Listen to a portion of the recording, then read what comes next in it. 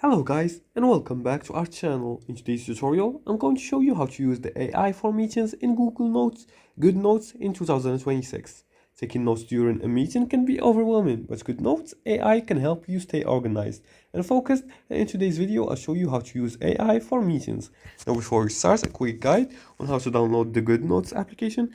We're just going to go to the Play Store or App Store depending on which device you're using, and you're going to look for the Goodnotes app. Once you find it, you're going to click on install and open the app. Make sure to log in with your Google account.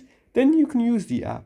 Now, to use the Google Goodnotes AI feature in meetings, you're gonna open the Goodnotes and create a new note. For example, I'm gonna create new, like this.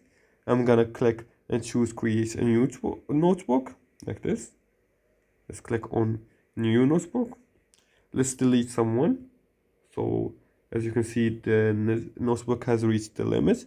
So we're gonna make sure to delete already existing ones. Let's click on trash and items. Got it. Now let's go here, and then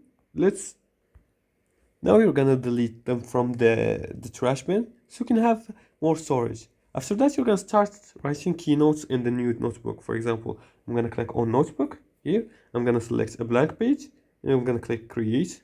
Let's click on these. Now the documents will be created, and afterward you're gonna use the AI feature to summarize your notes. You're gonna start writing key points during your meeting, listening to them. Then you're gonna select your text and tap Ask AI and choose Summarize. For example, you're gonna choose Write Anything, and you're gonna select by using this lasso right here. You're gonna select the writing like this, and then you're gonna click on the AI icon so you can start the conversation with the AI and ask him about the notes to summarize them, etc.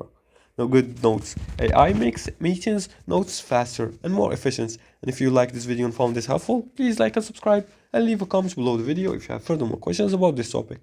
Thanks for watching, and see you again in the next tutorial.